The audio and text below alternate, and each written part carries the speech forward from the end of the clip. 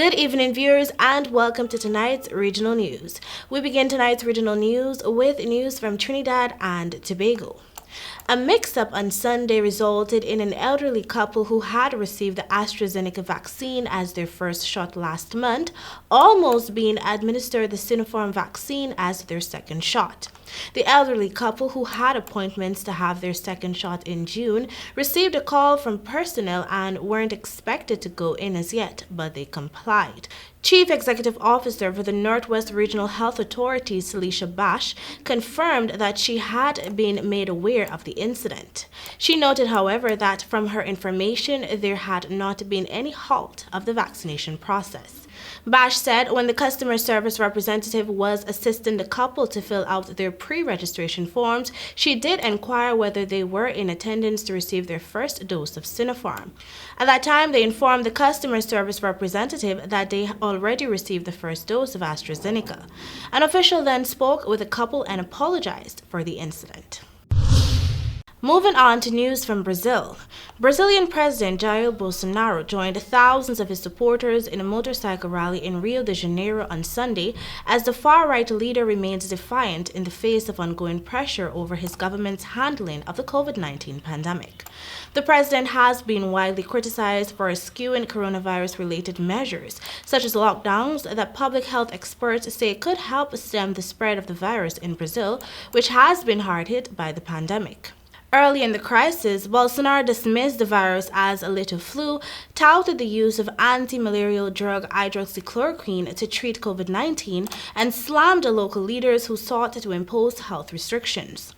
More than 448,000 people have died due to the coronavirus, the second highest death toll in the world after the United States. But Bolsonaro continues to dismiss the need for public health measures to tackle the virus, even as the Brazilian Senate conducts an investigation into his government's handling of the pandemic. And now for some more news.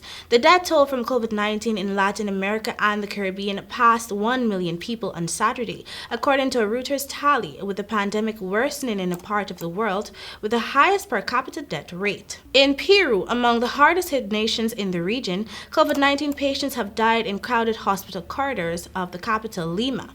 Deep in the Amazon jungles of Brazil, many residents of the city of Manaus have died at home with no oxygen to fill damaged lungs after supplies ran out there this year. On average in May, 31% of the COVID-19 deaths in the world have been in Latin America and the Caribbean, home to just 8.4% of the global population. The Pan American Health Organization, PAHO, has criticized glaring gaps in access to COVID-19 vaccines in Latin America compared to the United States, which has had the lion's share of the 400 million doses administered so far in the Americas. And finally, on the international scene, the United States will expand temporary protection against deportation of Haitian citizens already in the country, the Department of Homeland Security announced on Saturday, in a move that was welcomed by immigration advocates as long overdue. Temporary protected status (TPS) shields migrants from designated nations from deportation and grants them work permits in the United States on the basis that it would be unsafe for them to return to their home countries due to a crisis, such as armed conflict or a natural disaster. The new 18-month designation will apply to Haitians who have been living in the United States as of May 21 and who also meet other eligibility criteria, Secretary of Homeland Security Algenaro Mayorkas said in a statement. Haiti has experienced months of political instability and increase in violence, and it is also struggling to cope with the COVID-19 pandemic. And that is all for your regional news. Thank you for joining.